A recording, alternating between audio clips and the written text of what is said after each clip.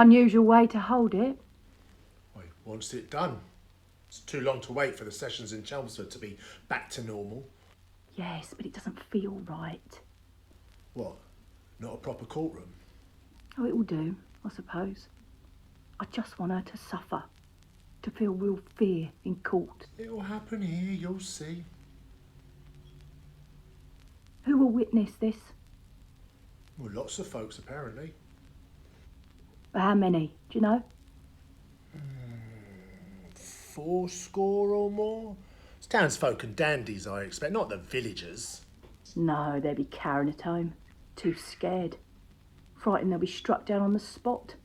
Or bewitched. Leaving it all to us. Looks that way. It'll be a different story when she hangs. The marketplace will be packed with hundreds of gulpers. And the carting before? To the gallows. No, for being with her son. You know. The charge of incest. Carting's the punishment. Yeah, not seen that round here before. Yes, you have. Romford Market, remember? Widow Smythe. Yes, that old... The placard hung around her neck with all the sordid details of what she done. Tied upright in the back of that cart she was. Telling all and sundry what she done to that boy. Mind you, not many could actually read that placard. Well, that didn't matter. Word got round soon enough. Yeah, I remember it now. Someone else deserves that. Yes, our very own Mistress Byllinge. We've trapped her. Finally. I just want her out of our lives. Everyone does.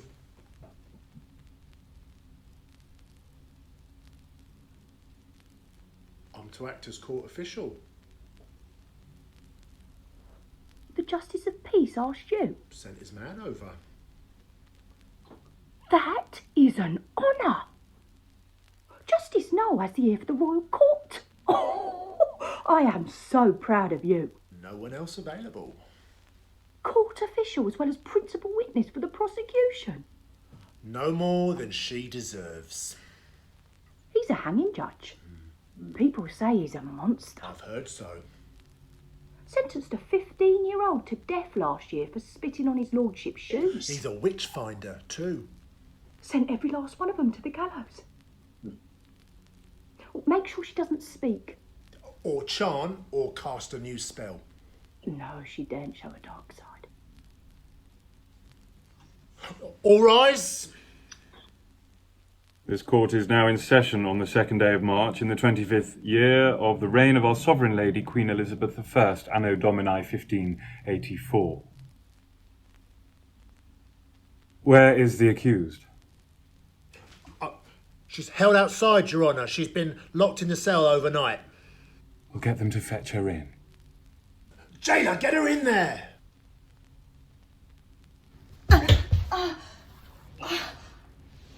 There she is. Name? Agnes. Mistress Agnes Byllinge. Place of birth? Pendle, in the county of Lancaster. And your current address?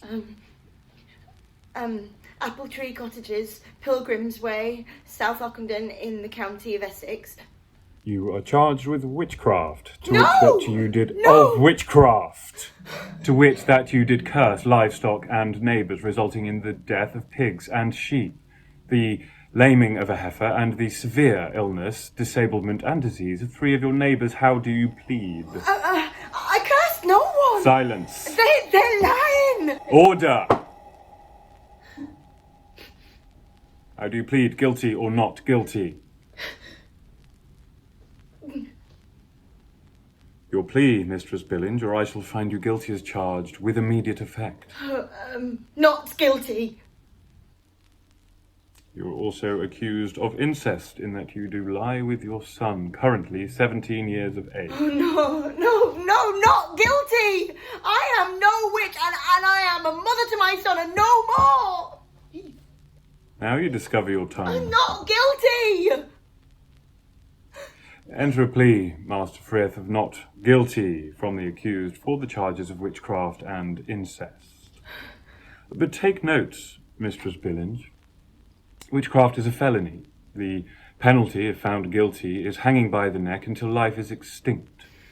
You also face what the law demands I describe as a less serious charge. Incest is simply an affront to God. It revolts me. And I will ensure that you're first punished for this odious crime before hanging. The penalty for incest in this county is carting. The purchase of a loaf of bread in Romford Market will go hand in hand with the learning of your disgusting behaviour. All will know. There will be no hiding place. Let us waste time no more. I call the first witness for the prosecution, Master Humphrey Frith. Present, sir. Name, place of birth, occupation, and current address.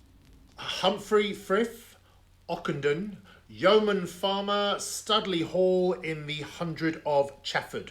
Ah, a man of station. Indeed, sir. Good.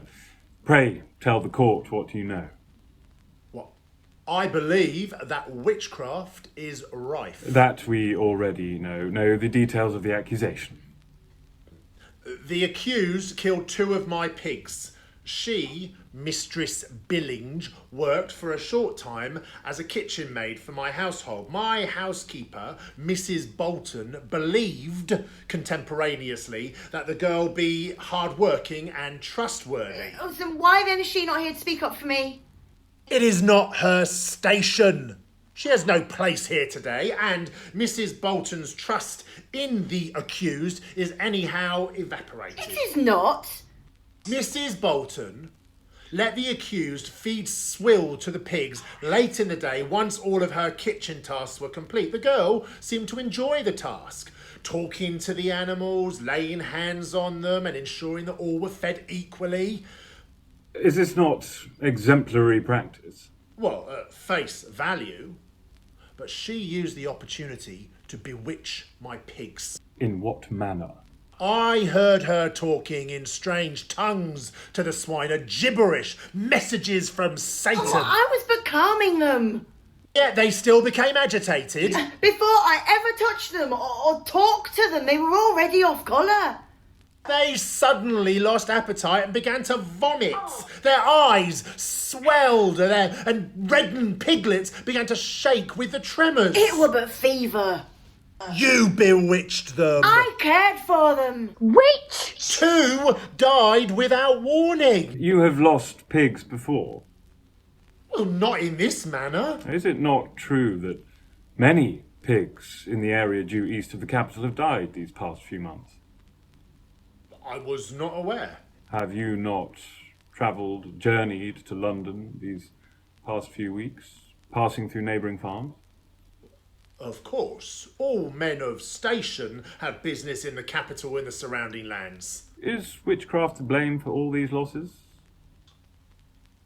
I do not know. Could it be that you caught a pig malady yourself and brought it back to your own drove? No, she is the malady. She cursed my animals. It is she who killed my pig. Your neglect led them to die. They live in filth. What else? I'm not convinced. What other instances of witchcraft? Oh, well, a short time later, a heifer fell sick. And witchcraft is to blame. Yes, the young cow was a familiar of the girl. Like a cat. No, not that kind of familiar, no. The heifer is pastured on land adjoining Miss Byllinge's home. You are the landlord. Yes, it is a tied cottage. Oh, a hovel. Taking most of my kitchen wages in kind and leaving us to scratch a living. Now, she is fortunate to have any roof over her head. The bewitched heifer. A lively young cow which is lame after the recent encounter with the accused. How so? What she did rant and rail at the animal and it later collapsed. And you were witness. He called upon me. I went to check on my heifers in the far fields. The cows. You tethered your horse on the fence near my cottage. To check the heifers? To visit me. I checked the heifers and then presented myself to Miss Byllinge to inspect the upkeep of my property, to ask why the rent was so badly in arrears. You rode past the heifers and tied your horse to my fence and then you forced open my door. I have a right as a landlord to inspect my tenants and their dwellings. You have no right to come in unannounced. I can see why that would not be convenient to you. I was in my bed.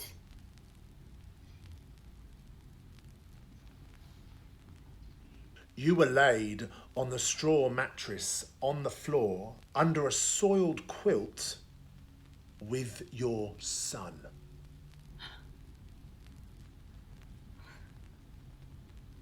We have but 2 chairs, 1 table, a cooking range, and 1 straw mattress. We both sleep on the straw mattress. We do not share the bed, if you understand. 1 straw mattress. You lay with your son that morning. When I interrupted, he did flee. He feared you, as did I. I told him to run. I have also seen them lie together when I went to... Yet not now. We will come to your accusations later, Mistress Foster. So, on completion of my inspection of the dwelling, I did leave. You threatened to evict me. You are in arrears. You told me how I could remedy the situation. By paying your dues. That's not what you wanted. Well, what do you mean? Well, you know. Oh, you dare not. You forced yourself upon me. That is a lie! No, it's true. He did corner me. He tried to kiss me. He grabbed my breast and he thrust his hand up my petticoat. I would not lie with a witch. He hit me. Not once, but several times. And then he pushed me across the table and my lip got cut. And then he thrust his hands up my petticoats, revealed his appendage and thrust it in me, pinning me down all the while. Order! I must protest. It is a false and a scandalous allegation that is completely untrue. Order! Mistress Byllinge, we are here to try you for the heinous charge of witchcraft, notwithstanding the ungodly accusation of incest. I will not have your counter-accusations sully these proceedings. Master Frith, may we please return to the heifers? So I left the cottage and I mounted my horse, and the accused followed me out, shouting and cursing. As I rode away, she turned to the heifer and continued to shout and curse the poor animal with witchcraft. The words were diabolical in nature. I wanted justice. Not an hour later, the animal was lame. It already had blisters on its legs and tongue. I know, because I tended to them earlier with rosemary water. A potion. A simple cleansing. And less than 60 minutes after she yelled and cursed, the heifer came down with a fever and did shake. It's a lie. The heifer found walking difficult. Its hooves were already diseased. But there is more. More? Yeah, that evening, I did feel mysterious aches, a pain that began in my arm and seemed to then constrict my chest and throat. I am cursed by that woman. That witch. Well, you had your way with me. Perhaps even my unsuccessful defence of my honour was too spirited for your constitution. Order. This really is exhausting. Master Frith, do you have anything else you would like to add? Yeah, I do. The clearest evidence yet of the spells of witchcraft that this woman has dispensed. Go on. I bring forward the testimony of one Peter Hodgson. Written testimony. Yes. Why is he not here? Well, he is struck deaf, dumb and blind by this witch. Still, he should be here. But he cannot stand. Oh. Very well. Who is this Peter Hodgson? A neighbouring farmer. Well, he too has lost pigs and heifers. Sheep. If I may continue, my lord. Proceed. By the solemn testimony From a man that can neither speak nor hear. from before his affliction. This is signed and countersigned. Please get on with it. I read. The accused did jump out in a country lane in front of my horse, causing me to be thrown off. She did then pretend to administer to cuts and bruises as I lay in the lane, all the time administering potions from her handkerchief and silently cursing me. I saw it in her eyes. Seeing that I was not badly injured, the accused did ask for work in return for her help. I know the accused's reputation in the village and did refuse her point blank, at which point she did raise her hands to the heavens in exclamation. To say what? A moment, it is here. She cursed me, my family, and my livelihood, and placed my handkerchief, now stained with my blood, in her smock pocket. I remounted my horse and made forthwith to my farmhouse, whereupon I was told that 3 sheep had dropped dead in front of my wife's eyes not 5 minutes before. We came to the obvious conclusion. I jumped into the road to ask him for work. I was desperate. It was an accident that he fell from his horse. I tried to help him, but he just backed away and crossed himself and just called me vile names. It told me that I was a whore and a witch.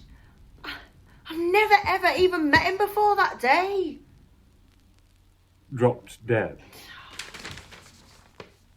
In front of my wife's eyes. That's enough. This testimony is indeed admissible. Thank you, my lord. May we now call the next witness, Mistress Judith Foster. Stand up, it's your turn. Name, place of birth, occupation, if any, and current address. I am Judith Foster. Sit down, woman. We can't see you. I am Judith Foster. I was born in Ockendon 35 years ago. I am widowed and receipt of poor law. My address is Poor Law Guardian Stables. I am the current guardian of the poor in this locality. You two know each other? Yes. No. We are of acquaintance. Very well. Continue with your testimony. I first met Mistress Byllinge when she came to work in the kitchens, and her son moved into one of the outlying cottages on the estate. I was uneasy in her presence from the first. She has a beguiling effect on those around her, especially men. Yes. I have no doubt that were she not a witch, most men would find her looks most appealing. It is not a physical allure that I refer to, your lordship, but a dangerous concoction of sorcery and control that she may exert upon people. Strength of character? No. An unnatural ability to read minds and thenceforth direct them. You're basing this purely on female intuition. Hear her out. Mistress Byllinge is not one of us. She does not belong. She has no part to play in our village. She is a foreigner from the north of our kingdom, not one of our upright and stable community. She does not abide by its rules. She uses her appearance and her bewitching skills to gain advantage. She takes jobs others are in want of. She disadvantages others in society. An outsider in a time of fear. I had my suspicions about her when she began taking on extra tasks such as feeding the swine. As she talked and gossiped and joked with the farmhands. No normal person volunteers to work extra. More's the pity. I took to following her home one evening, keeping a careful distance. Spying?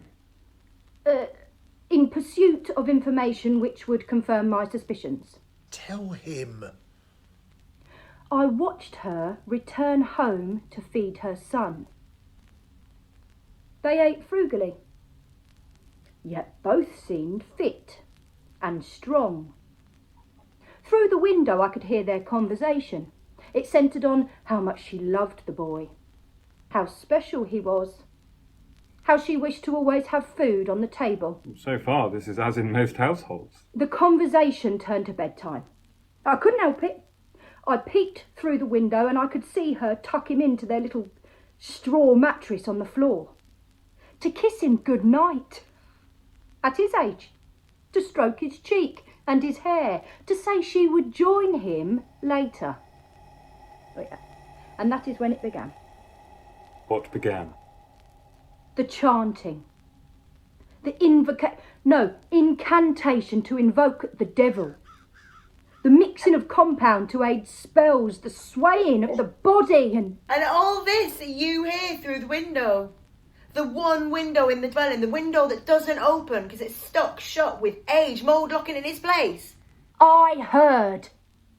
And then I watched you complete your incantations with your familiars, the cats that frequent your house. They're but strays attracted by the scraps saved from the pigs for them. Your evil incantations over, you pulled back the covers on your naked son and lay with him. That is a lie. You sat atop him and well, I cannot say.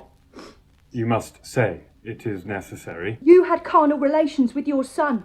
And you saw and heard all that from behind a blocked and ivy-clad window. I heard. I saw. I accuse you of witchcraft, of sex with your own son, of incest. Were you also in position next to my cottage when Master Frith came to visit?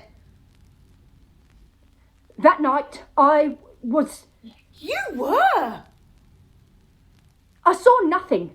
Oh, it is you who lay with forbidden things. Your sponsor and guardian. How dare you accuse us? The motivation for these accusations is nothing more than jealousy. You want that man for yourself.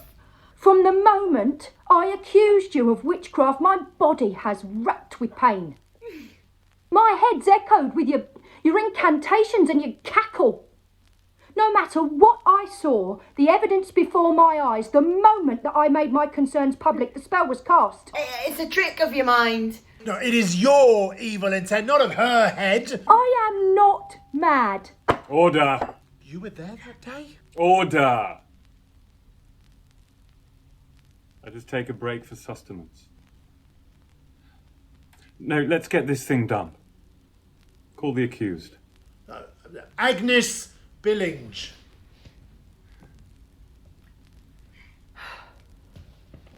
Your testimony, mistress. Let us hear it. I am no witch. I do not lay with my son. I am the victim, not aggressor.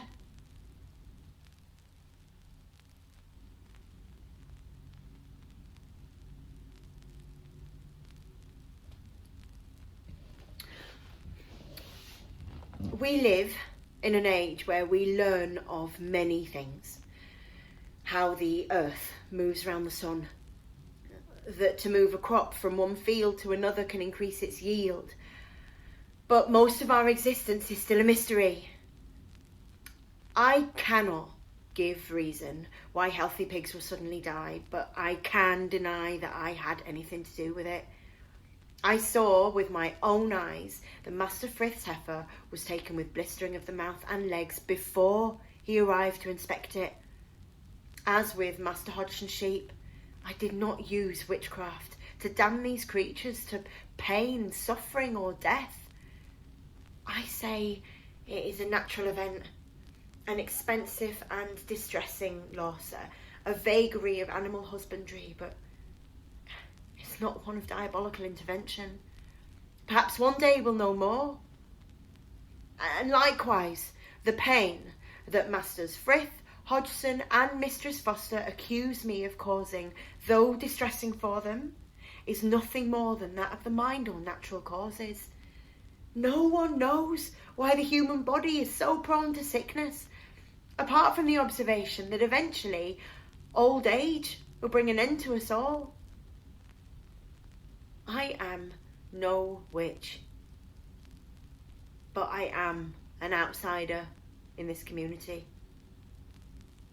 I crave acceptance, but I find myself at the centre of hostility, a butt for all accusations, a conduit for fear and pain and suffering. Do we have to blame something or someone for everything from a sneeze to the weather turning inclement, for our lack of companionship or our need for love? I mean, jealousy and uncertainty drive our fears, and it's easy to blame those from outside. And it's in this situation that I desire to find my voice. I live by my earthly beliefs, not those of any spiritual domain, and I love my son. He's my own flesh and blood. He's the only one that I can trust in this community. But it's the love of a mother, not of a harlot. I can only surmise that Mistress Foster's accusation, her testimony of what she saw, is driven by her own fear of being discarded by Master Frith, her benefactor and lover. It is probable that she stood beside my cottage on the day that Master Frith came to visit. And if she did, then she should share with me, as a female, the outrage that men are allowed to behave in this manner, to molest and grope and force themselves on us without any recourse whatsoever. I have no voice to complain of that visit, of the brutality, or of the instances of touching that occurred on many occasions when I found myself alone with him in the kitchens or the pig pen. We females are not even second-class citizens. We don't exist. We are but invisible. I, sir, throw myself at your mercy. I am guilty of trying to fit in and failing, of retreating into my own claustrophobic world of family and faith. But I am no witch. And my son is a healthy young boy, untainted by obscenities. And that's as much as I can say. Very good. I turn to the accused. You face the most grievous of charges. The practice of witchcraft is endemic throughout this land. Communities live in constant fear. I myself have consigned a dozen old maids to the gallows. The worship of the devil is a cancer in our communities, a direct threat to the practice of Christianity and the true place in our society of the kingdom of our Lord. The havoc these hags unleash amongst our villages can only be contained by hunting them out, hauling them before a court of law, and dispatching them to the gallows. I know of several communities so driven by the fear that they believe that even death will fail to stop their evil, that upon removing the witch's body from the gallows, they do nail the joints of knees and elbows together to stop the witch from rising again from the grave. Now, to me, this is crude superstition. I myself am confident that to break a neck by hanging is to end the diabolical mischief of these creatures, to rid or exorcise us all of the curse. You, Mistress Byllinge, face not one but several charges of witchcraft, the likes of which strike fear into the hearts of men. You face death on the market square, in the gallows, if I find you guilty. You are also accused of lying with your son. Incest is a crime so depraved that only God himself can begin to understand what drives a parent to indulge in carnal relations with their child. It is bestiality, the practice of animals, not of a woman in the values of the society that we seek to uphold. Now, I cannot help but think the public gallery has found you wanting today. That the nature of the allegations surrounding you will be the town talk in no time. But I have considered the evidence, heard the testimonies, cross-examined the witnesses, and carefully observed your demeanour stood before me. I have many reservations about you, but I have an equal amount of scepticism concerning the testimony and demeanour of your erstwhile accusers. Surely not. I fear I wasted my time today. Missed the hunting of the boar. You can't mean you're... Agnes Byllinge, I find you not guilty of witchcraft and not guilty of incest. This is a disgrace! Hang her! Protect her son! And us! Order! This case is dismissed. 'Tis my judgment that this whole affair is nothing more than a neighbourly dispute, albeit with some serious undertones, but I implore you all to carefully consider your consciences. A neighbourly dispute. What of her spells and potions? Order! I will yet have you in contempt. The defendant is free to leave the court. Clear the court immediately. Frith, Foster, out of my sight. This session is ended.